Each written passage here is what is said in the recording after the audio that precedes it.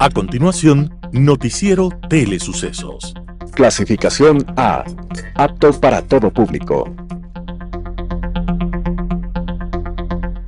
Un noticiero pensado para usted porque se lo merece. Nos acercamos a la realidad desde diferentes perspectivas. Noticiero Telesucesos. Primera parte del Noticiero Telesucesos con las noticias más importantes del día.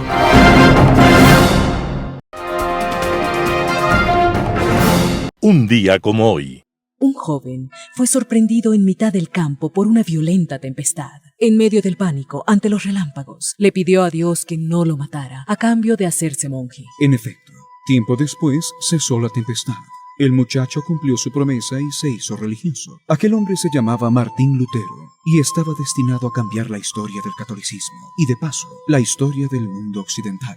En aquel momento, había aparecido en Europa una nueva clase de comerciantes, burgueses y banqueros que aspiraban al poder. Mientras tanto, la Iglesia en Roma mantenía un rígido poder de estilo feudal y agobiaba a la población con burlas e impuestos crecientes para sostener su ritmo de gastos. En Roma, el Papa León X, descendiente de una familia de intelectuales y artistas, decía: si el poder y el dinero no sirven para crear arte y belleza, entonces no sirve para nada. Así que para financiar portentosas obras arquitectónicas, imaginó que la mejor manera de obtener dinero era ahorrarle a la gente el miedo al infierno. La gente empezó a comprar indulgencias, pero Martín Lutero consideraba aquello un simple negocio y protestó contra el Papa.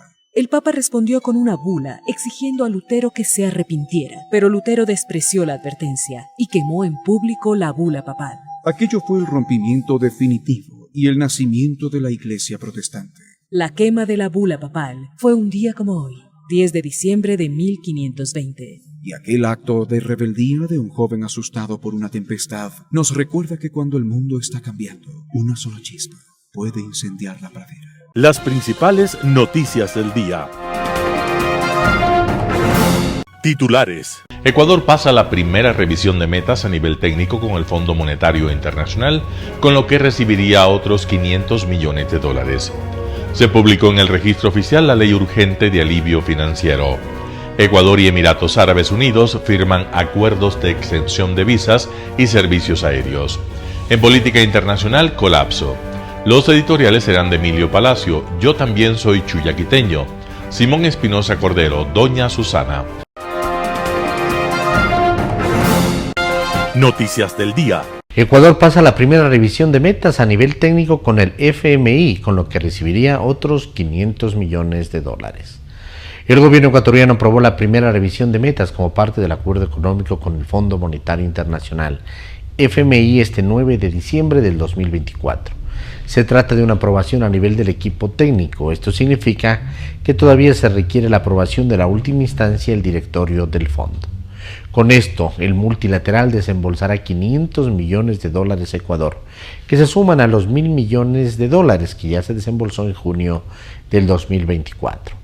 Los recursos forman parte del programa Servicio Ampliado del FMI SAF, firmado el pasado 25 de abril del 2024, con el que el organismo aprobó un préstamo total de $4.000 millones para Ecuador, a desembolsarse por partes hasta el primer trimestre del 2028.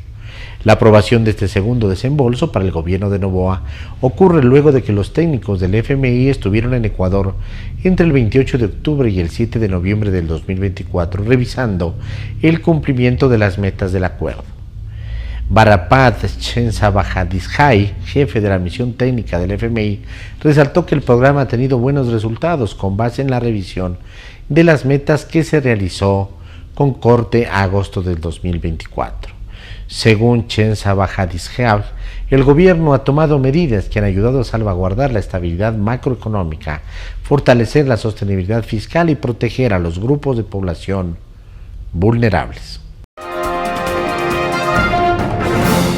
Se publicó en el registro oficial la Ley Urgente de Alivio Financiero. En el registro oficial de este lunes 9 de diciembre de 2024 se publicó la Ley para el Alivio Financiero y el Fortalecimiento Económico de las Generaciones del Ecuador, que fue enviada por el presidente Daniel Noboa con el carácter de urgente en materia económica. Entre las medidas que se aplicarán como alivios para enfrentar las consecuencias de los racionamientos energéticos se incluyen incentivos fiscales, alivios económicos y además suspensión temporal de los procedimientos de ejecución de coactiva entre noviembre de 2024 y febrero de 2025. Además, se aplicará el pago inmediato del seguro de desempleo a quienes registren un aviso de salida en los meses de noviembre y diciembre de 2024 y en enero y febrero de 2025. Entre los beneficios que se incluyen en la norma están el incumplimiento de las obligaciones por concepto de aportes de los meses de noviembre y diciembre de 2024, no generará responsabilidad patronal con el IES siempre que sean canceladas hasta en 90 días de estar en mora y que se solicite por parte del empleador. Los trabajadores cuyos empleadores se hayan acogido al alivio seguirán contando con la prestación de los servicios sociales de salud del IES y de los servicios del BIES. El BIES refinanciará o reestructurará por una ocasión adicional las operaciones de crédito hipotecario reestructuradas o refinanciadas que se encontraban vigentes hasta el 30 de septiembre de 2024. Las entidades del sector financiero público y privado podrán establecer programas de diferimiento extraordinario y temporal de las obligaciones financieras. Los empleadores, sean personas naturales o jurídicas, que no hayan desvinculado de su nómina a sus trabajadores durante los meses de octubre, noviembre y diciembre y que los mantengan en ella o con mejores condiciones de su vinculación laboral inicial, gozarán de un crédito tributario para el ejercicio fiscal del año 2024. Árabes Unidos firman acuerdos de exención de visas y servicios aéreos. Ecuador y los Emiratos Árabes Unidos firmaron 2 acuerdos para impulsar la conectividad, el turismo y la seguridad, así lo informó el Ministerio de Relaciones Exteriores y Movilidad Humana. La canciller ecuatoriana Gabriela Sommerfeld y la ministra de Estado para la Cooperación Internacional de Emiratos Árabes Unidos, Rem Ebrahim Al-Hashimi, suscribieron 2 acuerdos que impulsarán la cooperación entre ambas naciones. En el primer acuerdo de exención de visas, ambos países en reciprocidad eximen del uso de la visa por un periodo máximo de 90 días a los titulares de los pasaportes ordinarios, oficiales y diplomáticos. Este acuerdo facilita el turismo y promueve los viajes de negocios, e incentiva el intercambio académico por periodos de corta duración, indicó el Ministerio en un comunicado. El acuerdo de servicios aéreos busca mejorar la conectividad entre Ecuador y Emiratos Árabes Unidos, aprovechando la experiencia y la capacidad de Emiratos Árabes Unidos como un centro logístico multimodal estratégico para el comercio y las inversiones en Medio Oriente. Además de la firma de estos acuerdos, las autoridades acordaron desarrollar una agenda de cooperación centrada en el desarrollo y la seguridad ciudadana. Como parte de este compromiso se organizarán diálogos sectoriales enfocados en crear un entorno favorable para la inversión e incorporar tecnología avanzada para el control de fronteras y la seguridad ciudadana. Entrevista del día. En Radio Sucesos estuvo Walter Spurrier, el analista económico, habló del IVA se mantiene en el 15% por decreto presidencial. Escuchemos lo que dice. Esto se sabía desde el principio que iba a ser así. La ley se presentó diciendo que por el conflicto armado iba a subir al 15%, que realmente iba a ser 13%, sino que por un año iba a ser 15%. Pero hay 2 antecedentes. En primer lugar, el conflicto armado no se va a resolver en un año. México y Colombia tienen décadas de conflicto armado, no hay visos que lo vayan a resolver, y aquí están las mafias colombianas, mexicanas y también está la albanesa. Entonces, eso no se iba a resolver en un año. En segundo lugar, el propio plan del gobierno, la carta de intención con el Fondo Monetario, que justifica los créditos que nos da el fondo por estructurar la economía y resolver el problema fiscal, ya consideraban que las recaudaciones tributarias tenían que aumentar y que iban a tener que ser permanentes los ingresos temporales. O sea que desde el primer día, Verónica, yo sabía que esto se iba a quedar en el 15 por eternas memorias. Y yo decía, es más probable que un día suba a 18 o que baje a 13. En todo caso, esto es totalmente previsible. Se le vendió al público que era algo temporal para facilitar que se acepte ese aumento como un sacrificio, porque cuando se tomó la medida habían situaciones espectaculares de violencia en el país, pero el 15% se queda. Yo no veo que eso vaya a reducirse en el futuro previsible. Así es, al menos de 2025 se queda por decreto presidencial. Y al hablar, Walter, de este impuesto que es importante, que representa casi la mitad de toda la recaudación de impuestos, de las cifras que ha generado solamente de enero a noviembre, y pensar que incluso está sobre el tema que recauda el impuesto a la renta, podría resultar previsible que este impuesto se quede para largo. En el sentido de cómo ayuda al Estado, a las finanzas públicas, tener el IVA al 15%, ¿cómo ve la situación para el próximo año?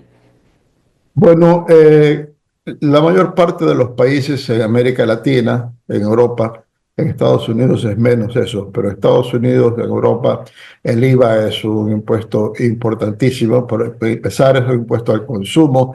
Quien más consume, más paga. Por lo tanto, es central a las finanzas públicas. Y es mejor afectar por un lado al consumo, por otro lado a la renta, pero no tanto a la producción, no a tanto estar poniendo impuestos que terminan aumentando los costos, como por ejemplo ahora se ha subido el ISD a los insumos y materias primas. Eso va a significar que esos productos van a ser más caros. El Ecuador va a pedir algo de competitividad. No es conveniente, pero el gobierno está buscando de dónde consigue renta. ¿Qué es lo que está previsto para el presente, o sea, para el próximo año, para el año 2025? Ya estoy pensando como si estuviéramos en el 2025. Hay que adelantarse. El gobierno lo que tiene que hacer, lo que está comprometido para este año 2025 que viene, es reducir lo que las autoridades tributarias llaman gasto tributario. O sea, las ventajas que tienen ciertos contribuyentes para pagar una tarifa más baja o para tener una mayor deducción. Por eso, por ejemplo, ahora se está cargando el ISD sin crédito tributario a los insumos y materias primas. Por eso se busca reducir exenciones en el pago de impuestos. La gente que dice yo tengo tal ventaja para pagar una tarifa más baja, quitárselo, tengo tal deducción, bajársela y de esa manera ir recaudando más sin subir las tarifas. Por ejemplo, un caso en cuestión, tanto el gobierno de Lazo como el gobierno de Noboa hicieron mucho hincapié en conseguir que inversionistas nacionales y extranjeros comprometan nuevas inversiones. Y a cambio de eso, de firmar un compromiso de hacer nuevas inversiones, contabilizando qué inversiones y dónde, el gobierno se comprometía a darles durante un periodo de gracia una menor tasa de impuestos, diciendo, como es una nueva inversión, si usted no la hace, igual no vamos a tener esa recaudación, por lo tanto damos un periodo de gracia para que usted pague menos impuestos. Ahora, eso se considera también un gasto tributario y el Ministerio de Economía tiene parados los contratos de inversión. O sea, se mira en ese sentido. Los nuevos impuestos vendrán, Verónica, para el 2026. Ahí sí, a fines del 2025, habrá una reforma tributaria muy fuerte para aumentar los ingresos en el 2026. William Murillo, director de 1-800 Migrantes en Radio Sucesos, habló de la situación de los migrantes ecuatorianos en los Estados Unidos. Vamos con la nota. El problema es gigantesco. Estamos hablando sobre una persona que tiene que cumplir promesas de campaña que fueron bastante fuertes y en donde una gran mayoría de personas está esperando de que se inicie toda esta clase de cacería humana, por así decirlo.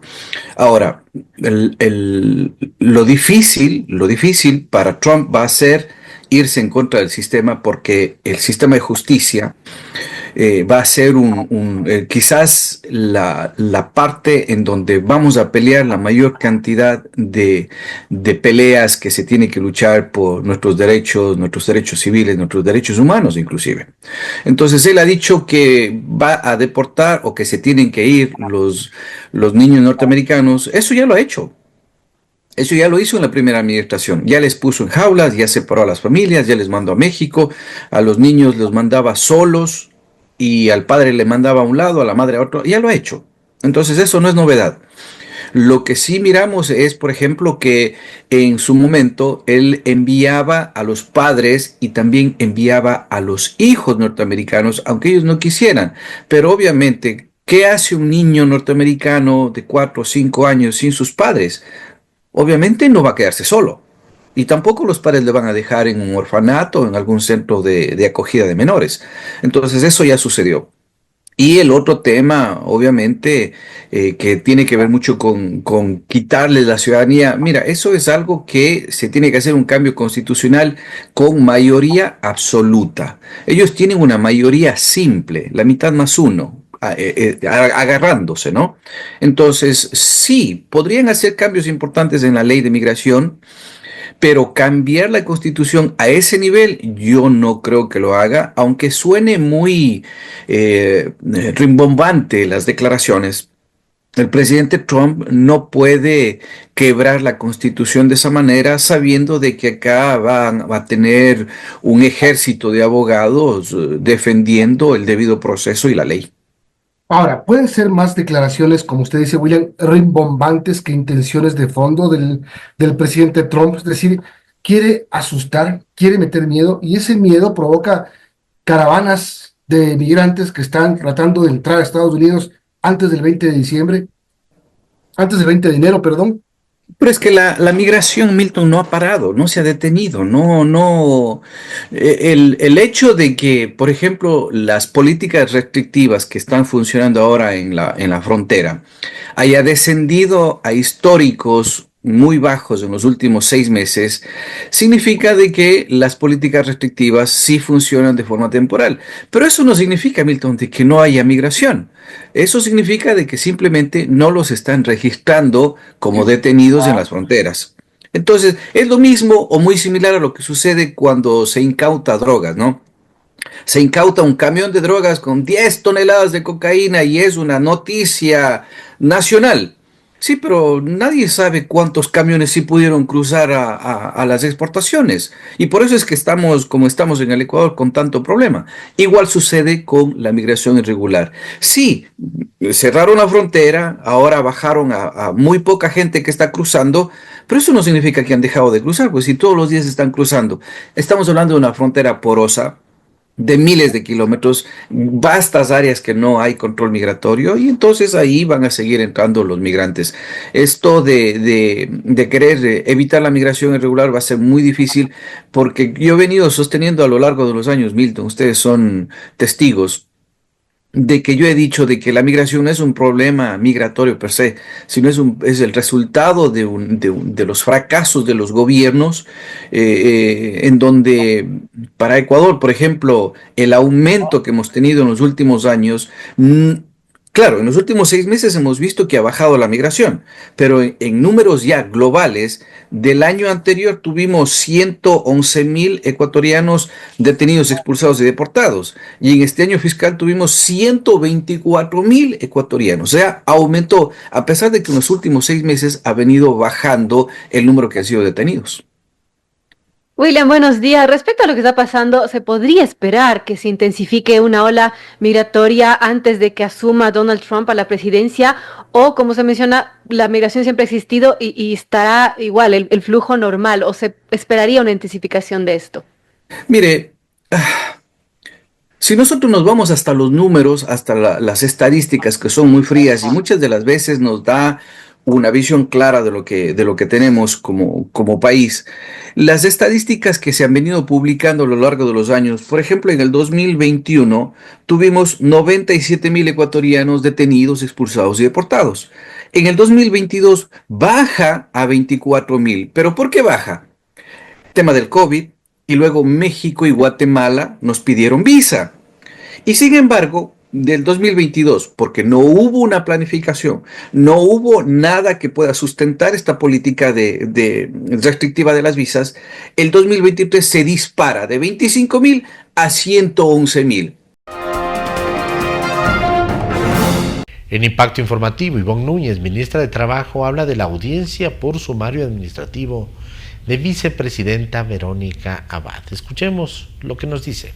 La señora magistrada, el día de ayer, antes de terminar su jornada laboral, emitió una senda providencia a las 16 horas con 5 minutos, en la que le dice a la legitimada activa, porque es ella quien presenta que la audiencia no se debía desarrollar el día de hoy, 5 de diciembre, sino el día lunes 9 de diciembre. La señora magistrada emite su decisión y le dice que la audiencia se va a realizar el día de hoy. La legitimada activa presenta a primera hora de la mañana otro escrito donde dice que los abogados de ella, su defensa técnica, no pueden estar presentes porque tienen compromisos previos. La defensa técnica de ella apareció en algún momento al inicio de la audiencia convocada a las 9 de la mañana, estuvieron en la plataforma y después se desconectaron. Yo he presentado, porque he comparecido como ministra de Trabajo, este escrito. En este escrito, lo que yo presento, porque a mí la ley así me lo exige, que los alegatos que uno esgrime en una audiencia, sobre todo en una audiencia constitucional, estén debidamente presentados ante la magistrada con toda la documentación a la que uno hace referencia. Mi escrito hace referencia a mi copia de la cédula de ciudadanía, al decreto presidencial emitido por el señor presidente, decreto presidencial número 12 del año 2023, que me acredita que soy ministra de Trabajo, y de igual manera acompaño varias sentencias de la Corte Constitucional que son parte de mis alegatos. La señora magistrada, cuando yo hice esta explicación, lo único que me dijo es que la presentara por escrito la alegación. Yo no he presentado ninguna solicitud para diferir la audiencia. Por tanto, lo que ha hecho la señora magistrada en primer momento es aclarar que quien presentó el diferimiento fue la legitimada activa y le propuso en ese momento incluso que tuviera el auxilio de la Defensoría Pública, porque así establece la Constitución de la República. Ella se negó a tener asistencia de la Defensoría Pública y lo que hizo la señora juez es señalar que la audiencia se realizará el día lunes 9 de diciembre a las 9 de la mañana. O sea que el escrito suyo no tiene 490 páginas. Mi escrito tiene, en total son 460 fojas, porque las sentencias que yo menciono aquí son sentencias muy extensas de la Alta Corte, en este caso de la Corte Constitucional del Ecuador. La primera sentencia es una sentencia del año 2009 y la última sentencia que yo presento es una sentencia del año 2024. Las sentencias de la Corte Constitucional pues son sentencias extensas porque desarrollan allí evidentemente los problemas que resuelve una instancia tan alta como es la Corte Constitucional en los casos de acción extraordinaria de protección. Yo voy a comparecer el día lunes porque así le he pedido a la señora magistrada en razón que soy legitimada pasiva. A mí me accionan como legitimada pasiva y a mí la ley me permite ejercer el derecho que se encuentra contenido en la Constitución de la República. Esto es ejercer los alegatos de los cuales me creo yo asistida. Usted va a estar el día lunes en la audiencia. Yo voy a estar el día lunes en la audiencia vía Zoom. Mi fundamentación ha sido presentada con anticipación, lo cual no es una ilegalidad, todo lo contrario. Me exige la ley que yo lo presente. Ministra, está realmente fundamentada porque lo que sucedió la semana pasada es que un delegado de su ministerio, al ser interrogados por la magistrada sobre cuál es la normativa, cuál es el reglamento donde estaba establecida la sanción de suspensión de 150 días que se aplicó a BAT, pues no supo explicarla.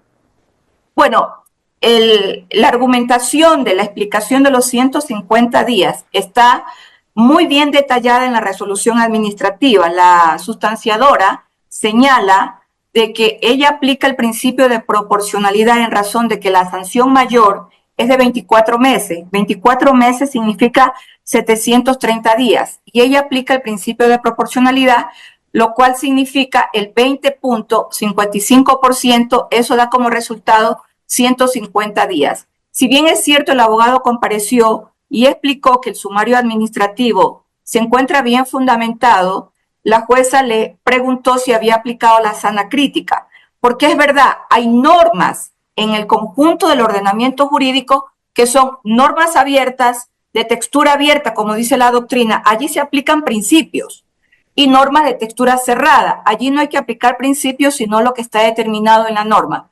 Le doy un caso de norma de textura cerrada. El artículo 188 del Código de Trabajo me dice cómo yo debo liquidar en el caso de un despido intempestivo. La última remuneración por cada año de servicio. Y me hace un agregado. ¿Qué pasa si el último año, si el número de años es 12 años con 3 meses o un día. Allí el legislador resuelve el problema en el mismo artículo, en esta norma, y dice que se pagará por cada año de servicio la última remuneración. Y si se trata de un día adicional, se lo considerará como año completo. Es una norma de textura cerrada. Yo no tengo que aplicar ningún principio, pero cuando a mí la LOCE me dice que la sanción máxima es 24 meses y no me dice qué sucede cuando la suspensión es de 30 días, de 60 días, de 90 días, qué es lo que yo tengo que aplicar, no me lo dice. Entonces, queda abierto a la interpretación de quien presenta o de quien desarrolla el contenido de esta resolución. Por eso es que la sustanciadora habla del principio de proporcionalidad. Un panorama de noticias para su estatura intelectual.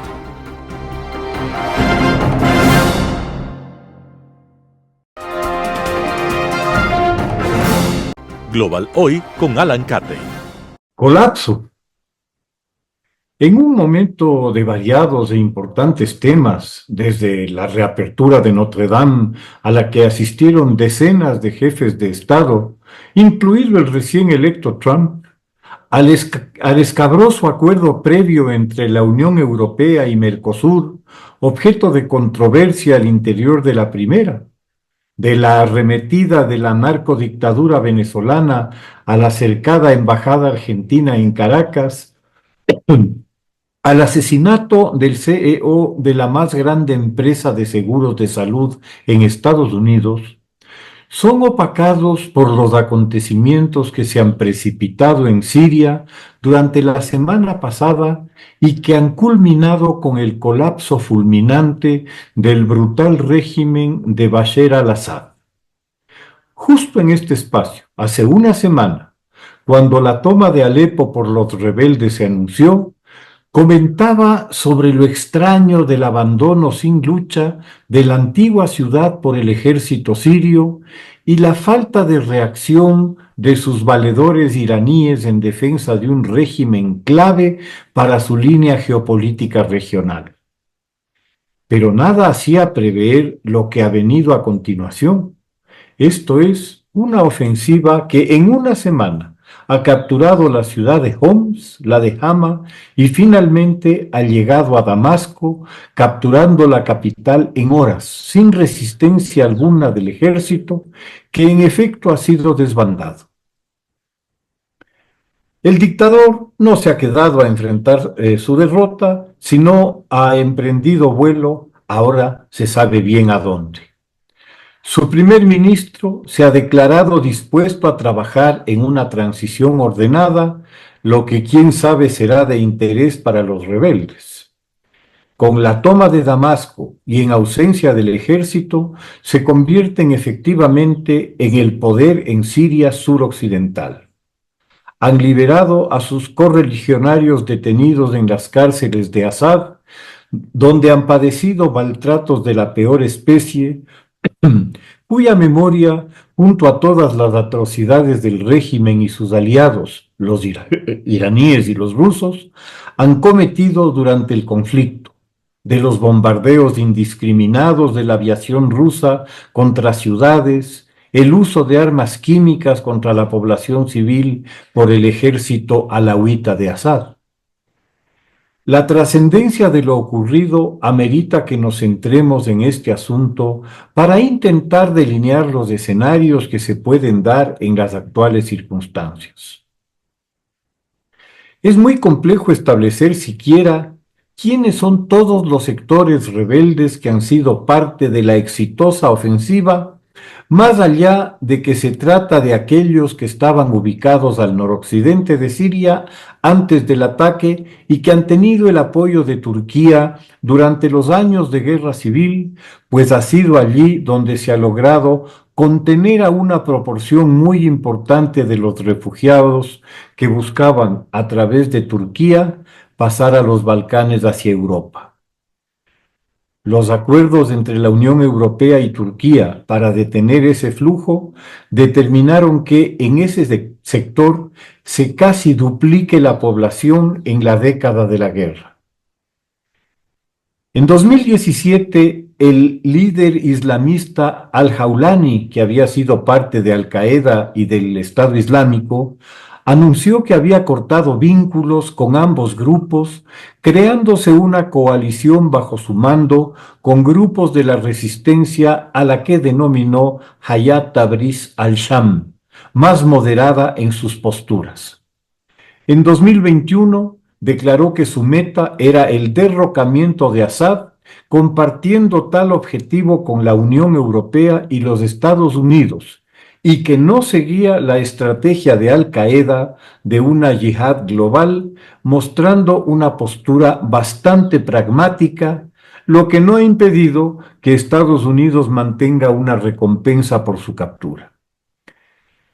Esta estructura es la que condujo la ofensiva que derrocó al dictador y la que emergería como gobierno provisional a cuyo cargo estará el control del orden y los servicios en su zona de control. ¿Qué tanto control podrá ejercer más allá, al noreste y al este del país, donde los salafistas radicales de Al-Nusra, el Estado Islámico, ejercen todavía algún grado de dominio hasta la frontera con Irak, o con los kurdos al norte, hoy atrapados en una tenaza entre Turquía y los victoriosos rebeldes por ella respaldados? Está por verse. Lo mismo en el noroccidente, en Latakia, feudo alauita y el lugar donde se ubican las bases rusas, la naval en Tartus y la aérea en Jmeimi, que puede ser un área de refugio de militares y funcionarios de la dictadura, buena parte de ellos alauitas, la secta chiita dominante en Siria. Al colapsar tan rápido el régimen de Assad, mantener las bases en una Siria gobernada por víctimas de los brutales bombardeos rusos parecería del todo improbable, a menos que se asista a la libianización de Siria, algo que no se puede descartar. El posible cierre de las dos bases, sobre todo la de Tartus, sería un serio revés para Rusia, pues su logística mediterránea se basa en ese puerto. Sus bases navales sobre el Mar Negro son ya muy vulnerables a misiles y drones ucranianos que han hundido a buena parte de la flota rusa en dicho mar, lo que la obligaría a buscar alguna alternativa en la zona que de cualquier manera demandaría tiempo y recursos en desarrollar, afectando sus operaciones tanto en Medio Oriente como en África del Este. Escuchar ahora a rusos e iraníes clamando por una transición respetuosa con minorías es oír al burro hablando de orejas, cuando los dos han sido parte del sectarismo criminal de Assad, por más que esa actitud sería notable de parte de los rehenes de llegar a darse. El desarrollo de los acontecimientos, en los que no parecería haber participación occidental, desembocó en un inesperado regalo de Navidad que rápidamente se ha expresado en los mensajes de satisfacción que la salida de Assad ha provocado en buena parte de las capitales europeas, con las reservas del caso respecto de la sucesión. Parecería que es unánime la exigencia de que Assad y sus verdugos comparezcan ante la Corte Penal Internacional para ser juzgados como los criminales de guerra que son, con más de 500.000 de asesinados y miles de encarcelados y torturados por un régimen absolutamente ilegítimo.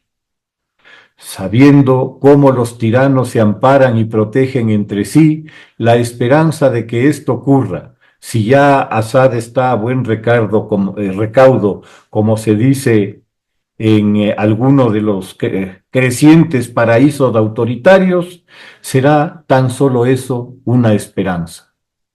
Mientras tanto, los rebeldes victoriosos en Siria y los líderes de la resistencia en el exterior ya invitan a los millones de ciudadanos sirios refugiados por el mundo a regresar a su tierra, a colaborar en la reconstrucción del país, convertido por el dictador en, además de una tumba enorme, en un emporio familiar dedicado a producir y comercializar un opioide peligrosísimo, el Captagón, en Oriente Medio y Europa, ante la destrucción de la economía del país. Es claro que si los rebeldes logran presentarse como una alternativa razonable y humana para toda la sociedad siria, sus perspectivas de apoyo en la comunidad europea, que los entienda como el freno definitivo a una migración que con todo lo justificada que se la pueda ver, ha sido origen de tensiones y problemas dentro de la Unión Europea, serían, por decirlo menos, elevadas. Que la pesadilla de Assad quede atrás y que Siria pueda encontrar una ruta de paz y progreso es el deseo del mundo entero. Muchas gracias. Editorial. Yo también soy chuya quiteño, artículo de Emilio Palacio publicado en Diario La Hora. En mi niñez varias veces pasé mis vacaciones en Quito. Desde entonces escuché en diversas ocasiones de boca de amigos extranjeros lo que siempre supe, que la capital es una de las ciudades más bellas de América Latina. Lamentablemente nuestros políticos, sobre todo los ministros de turismo, no se dan por enterados. Para ellos el turismo es que las empresas privadas hagan todo el esfuerzo que pueden, sin que el gobierno de turno cuide como se merecen las iglesias, parques y museos de la ciudad. Si yo fuese usted, aprovecharía la posición privilegiada en que se encuentra para visitar los sitios más conocidos, pero también los completamente desconocidos de la capital. Las catacumbas de la iglesia de San Francisco, por ejemplo, allí no entra cualquiera, menos aún los turistas, porque los monjes franciscanos no disponen de recursos para protegerlas de la avalancha de visitantes que atraerían. Yo tuve la suerte de recorrerlas hace 60 años y desde ese día me acompañaron unas pesadillas espantosas que solo se esfumaron con el tiempo. Otro ejemplo es el Observatorio Astronómico del Parque La Alameda. La primera vez que lo visité pensé ingenuamente que encontraría lo más avanzado de la tecnología de entonces. Pero me enteré de que en realidad es un observatorio museo congelado en el tiempo, al punto de que su mejor telescopio fue construido en 1875, en Múnich, Alemania. Si va a la Alameda, suba a lo más alto del Churo, pero a todo correr, hasta quedarse sin aliento, como nos ocurría a nosotros. El Churo es una especie de caracol gigantesco que guarda un lejano parecido con la gran mezquita de Samarra en Irak. Pero la verdadera diferencia es que nadie ha podido documentar quién ni cuándo se construyó, así que los guías tienen que improvisar leyendas y medias verdades para contentar a los curiosos. Algo similar ocurre con el Monumento de la Mitad del Mundo. Es un lugar que todos visitan, pero sin enterarse de que ese esperpento espantoso se construyó por órdenes de la anterior dictadura militar, cuyos gustos artísticos también quedaron plasmados en el Parque Forestal de Guayaquil, y que para eso trasladaron el monumento original, ese sí hermoso por la sencillez de su forma y por la grandeza de su mensaje, a Calacalí, muy cerca del cerro Catequilla, donde el GPS marca exactamente el paralelo 0 grados. Si recorre el centro histórico, dése una vueltita por la Guaragua, la del Chuyo quiteña, ¿la recuerda? Donde comienza el tramo peatonal de la calle Galápagos. Hace poco volví a ese lugar donde mi madre y mis hermanos nos alojábamos en una habitación del departamento del secretario general del Partido Comunista, Pedro Sad Niyaim, casado por entonces con una tía de mi madre. Al ver en qué estado se encuentra, me embargó una profunda tristeza por lo abandonado y sucio que está ese lugar donde de pequeño me rompí la frente deslizándome por uno de los pasamanos de las escaleras que allí existen. Por esa suerte de que mi madre prefiriese Quito para vacacionar, es que conozco muy bien las dos cosas más hermosas de la capital. En primer lugar, su luz y su cielo, que alguna magia han de tener porque son un imán para grandes fotógrafos. Y junto con eso, la sal, el buen humor y la risa contagiosa de los quiteños que siempre me recibieron con los brazos abiertos como si yo fuese un chuya más. Artículo de Emilio Palacio publicado en Diario La Hora. Doña Susana, Simón Espinosa Cordero. Susana Cordero Aguilar de Espinosa Enríquez dirige desde hace 10 años la Academia Ecuatoriana de la Lengua, que celebra 150 años de vida. Hubo por ese motivo el 17º Congreso de la ASALE el 11, 12 y 13 de noviembre de 2024. ASALE son las siglas de la Asociación de Academias de la Lengua Española. Un total de 22 academias de 4 continentes. La Asociación Ecuatoriana de la Lengua publicó 3 libros: Diccionario Académico de Ecuatorianismos, de César Dávila Andrade, Antología e Interpretación, y Pórtico, una antología de discursos de la Academia de la Lengua entre 1884 y 1935. En carta a Susana Cordero, el director de la Real Academia Española de la Lengua, don Santiago Muñoz Machado, felicitó a Susana con aplauso y afecto. Reincorporado a la vida ordinaria, quiero manifestarle oficialmente mi felicitación por el éxito del 17º Congreso de la Asociación de Academias de la Lengua Española, que la Academia Ecuatoriana de la Lengua, bajo su eficaz dirección, ha organizado con ilusión y acierto. Tanto las sesiones internas como las actividades públicas cumplieron todos sus objetivos y expectativas, de manera que pudimos desarrollar el ambicioso programa que nos habíamos fijado. La cobertura por los medios de comunicación ha sido muy completa y ha generado numerosos impactos en los distintos países de la ASALE. Pero por encima de todo, la Academia Ecuatoriana supo crear un cálido ambiente de hospitalidad para acoger a las delegaciones hermanas, que disfrutamos de unos días de convivencia fraterna en el impresionante marco de la ciudad de Quito. Ese entorno fue propicio para abordar con solvencia los importantes asuntos que teníamos previstos y cumplir el mandato estatutario de nuestra asociación. Nos permitió también celebrar los primeros 150 años de vida de la Corporación Quiteña, la segunda de América, que con su buen hacer reafirma su compromiso con la lengua común, consolida su posición como institución cultural de referencia, tanto a nivel nacional como en el concierto internacional de la SALE, y asume los grandes desafíos de nuestro tiempo. En la visita a la preciosa casa de la Academia Ecuatoriana pudimos advertir la vitalidad y empuje actual de la corporación. Agradezco profundamente a la Academia Ecuatoriana de la Lengua, a su directora, a cada uno de sus miembros y a sus colaboradores el intenso trabajo que han llevado a cabo para hacer posible el Congreso de la ASALE. Sin su convicción, empeño y total implicación, no hubiera resultado viable. Y aunque la triste pérdida de don Fernando Miño Garcés, que lloramos todas las academias con ustedes, nos ha sumido en la desolación, quiero reivindicar el éxito del Congreso como un homenaje a su memoria y a la de todos los compañeros que nos han precedido en el cuidado de nuestra lengua compartida, así como en la defensa de su esencial unidad dentro de la rica variedad que la distingue. La lengua que nos une es instrumento de diálogo y entendimiento, de apertura e integración, y sobre ella se asienta nuestra convivencia.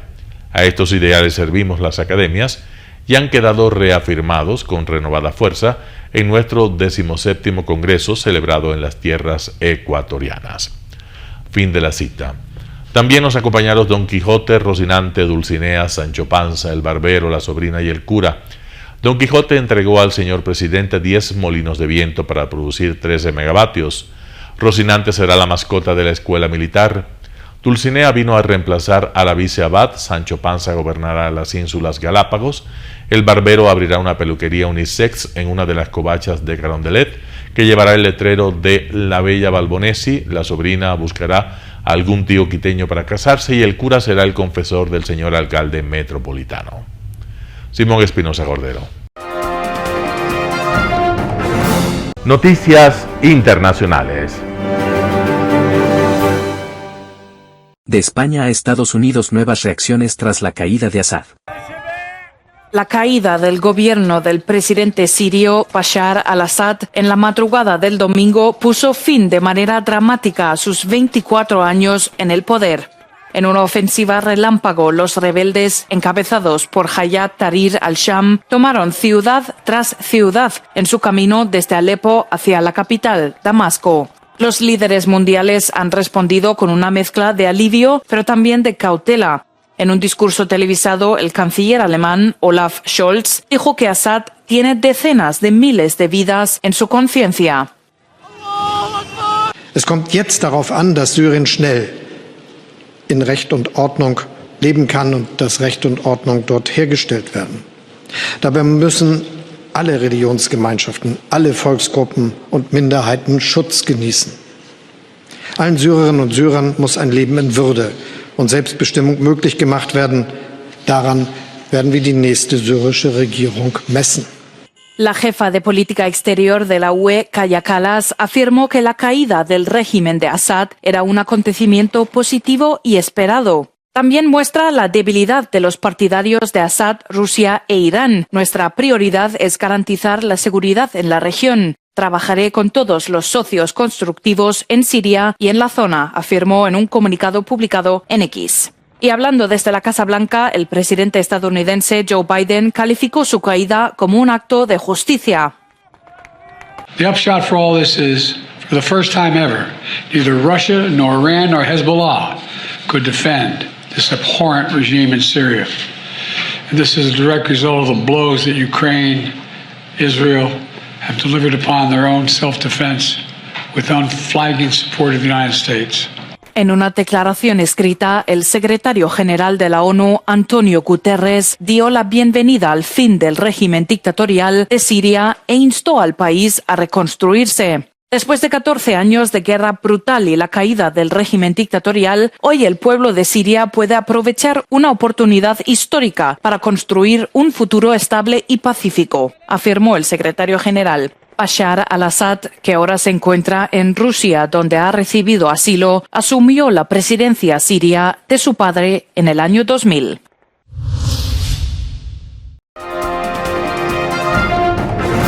Joe Biden honra a veteranos del ataque a Pearl Harbor en su 83 aniversario. Desde la Casa Blanca, el presidente de Estados Unidos, Joe Biden, rindió homenaje a los veteranos a propósito del aniversario número 83 del ataque japonés del 7 de diciembre de 1941 a Pearl Harbor, que empujó a Estados Unidos a la Segunda Guerra Mundial. Cada generación debe enfrentarse a las fuerzas de la oscuridad y a las fuerzas de la división. Y cada generación debe honrar a los hombres y mujeres en servicio que se atreven a todo y lo arriesgan todo para garantizar que la libertad perdure. Ya sabes, ese es nuestro deber. Ese es literalmente nuestro deber. La fecha es de gran importancia para los estadounidenses porque fue un ataque sorpresivo sin una declaración formal de guerra por parte de Japón que dejó un saldo de 2.400 soldados y civiles muertos. En el ataque también resultaron heridas 1.000 personas y unos 20 barcos de la flota de guerra de Estados Unidos y 300 aviones quedaron destruidos o dañados en menos de 2 horas. El entonces presidente Franklin Delano Roosevelt describió la fecha como un día que vivirá en la infamia.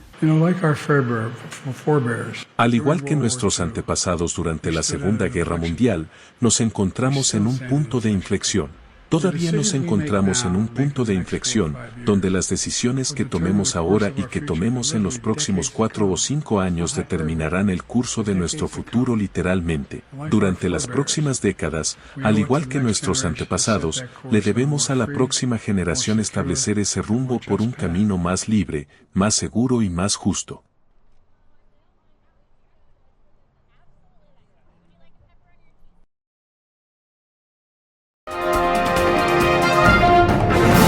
Friedrich Merz, candidato a la Cancillería alemana, viaja a Kiev. La guerra debe terminar.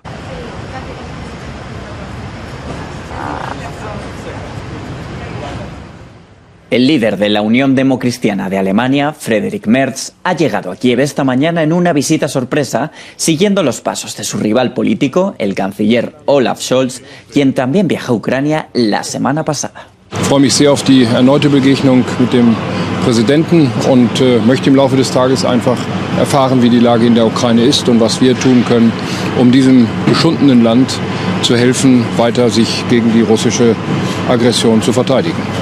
Está previsto que Merz se reúna con el presidente ucraniano Volodymyr Zelensky. El candidato a canciller germano lidera las encuestas por delante de los ultraderechistas de Alternativa para Alemania y los socialdemócratas en el gobierno. Merz ya había visitado Ucrania en mayo de 2022, poco después del inicio de la guerra.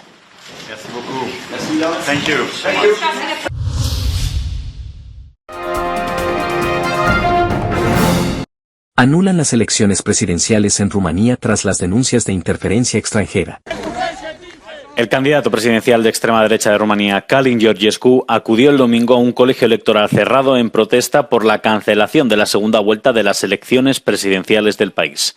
El máximo tribunal de Rumanía tomó una decisión sin precedentes de anular la primera vuelta de la votación, tras la información de los servicios de inteligencia que denunciaban una interferencia rusa en las redes sociales para promover al llamado Mesías de TikTok. Acest vot a fost anulat. Și toate că anulând democrația, ni se anulează însăși libertatea noastră. George Simion, líder de la ultraderechista Alianza para la Unidad de los Rumanos, se hizo eco de Georgescu al denunciar la cancelación de las elecciones. Después de liderar las encuestas en la primera vuelta, Georgescu se iba a enfrentar a la candidata liberal Elena Lasconi el domingo. Se fijarán nuevas fechas para volver a realizar la votación presidencial desde cero.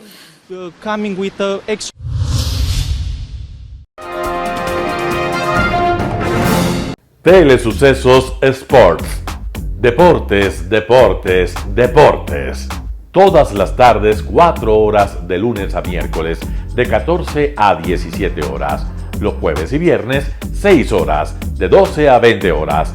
Desde Arena Telesucesos. Transmisiones en vivo, siempre Ecuavolley. Y luego, deportes para recordar. Todas las tardes, deportes en Telesucesos Sports, bajo la dirección del arquitecto David López. La visión objetiva de quien vive el deporte. Sucesos deportivos, visión de un equipo de opinión joven de comunicadores. Telesucesos, llegamos con nuestra señal a los sectores populares de nuestra ciudad. Quienes no tienen televisión por suscripción atenderán nuestra señal sin costo en Canal 29 UHF Telesucesos. Siempre ecuatorianos, resaltamos nuestra identidad.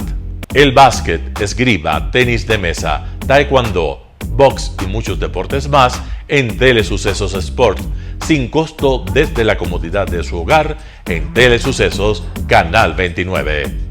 Arena Telesucesos es una importante y funcional edificación cubierta dispuesta para la práctica y desarrollo de eventos del Ecuavolley. Si deseas asistir a los encuentros en vivo de Ecuavolley, comunícate con nosotros a los números de teléfono 2021-224 o al 0989-973-725. Ven con tu familia y amigos a vivir la emoción del Ecuavolley. Emoción sin límites los días jueves y viernes desde la comodidad de su hogar. Resaltamos nuestra identidad como ecuatorianos iniciando transmisiones en Telesucesos del Ecuavolley, que representa, luego del fútbol, el deporte más popular de nuestro país y el que practican los ecuatorianos residentes en muchos países del mundo.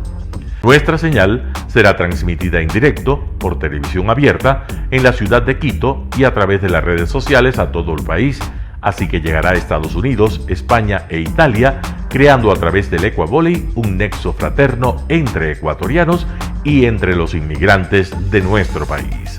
Anuncie en Telesucesos Sport y llegue con nosotros a lo más importante del deporte popular. Telesucesos, con sus transmisiones, jerarquizará esta práctica deportiva, convocando importantes competencias de Ecuavolley dentro y fuera del Ecuador. Llegando con deportes no atendidos por los medios de comunicación que han concentrado su acción en el fútbol. El tenis, box, golf, racquetball llegarán a su pantalla de televisión en tiempo real a través de Canal 29 UHF, competencias que podrán ser atendidas a través de Facebook, YouTube y vivir los encuentros deportivos en directo y en tiempo real. Esté atento a nuestros horarios especiales de transmisión los fines de semana y feriados. Usted y su familia disfrutarán desde la comodidad de su hogar de las emociones del Ecuavolley, deporte tan nuestro. Somos inéditos y para ello disponemos de un escenario cubierto propio, Arena Telesucesos, desde donde transmitimos nuestros encuentros masculinos y femeninos de este deporte. Simple y gratuito. Llama a nuestros números de contacto 2021-224 o al 0989-973-725 y regístrate como invitado especial para nuestros eventos en vivo. Arena Telesucesos, el escenario cubierto para la práctica del deporte 100% ecuatoriano, el Ecuavóley. Telesucesos es un canal de televisión que incorpora a su programación manifestaciones culturales y deportivas que marcan la identidad de nuestro país. Consideramos que el Ecuavóley es una manifestación deportiva con partida de nacimiento popular y nombre propio ecuatoriano. Arena Telesucesos, funcional espacio cubierto para la práctica y desarrollo del deporte. Arena Telesucesos, el escenario para campeones. Arena Telesucesos atiende deportes de su preferencia: básquetbol, tenis de mesa, esgrima, taekwondo, fútbol sala, box, halterofilia. ¿Cómo llegar? Nuestras instalaciones se encuentran en el norte de la ciudad, en un sector de gran crecimiento y desarrollo urbano al que se accede a través de la vía E35, más conocida como la Avenida Panamericana Norte. Desde el centro comercial El Portal, a 2 kilómetros a la derecha, se encuentra la calle García Moreno, antiguo camino a Llano Grande, una arteria en la que se desarrollan dinámicos comercios. Junto al centro comercial Ciudad Alegría, a 100 metros, hemos llegado a nuestras instalaciones, Arena Telesucesos, la cancha del Ecuavóley. Por fin tiene usted un espacio de difusión de su deporte preferido. Telesucesos, el canal de televisión siempre inédito. El noticiero Telesucesos es retransmitido de lunes a viernes a las 7 horas por Radio Planeta Sur 106.1 FM de la ciudad de Loja. Noticiero Telesucesos. Las opiniones vertidas en este espacio por la producción y dirección del programa son de exclusiva responsabilidad de sus autores y de quienes intervienen en ellos.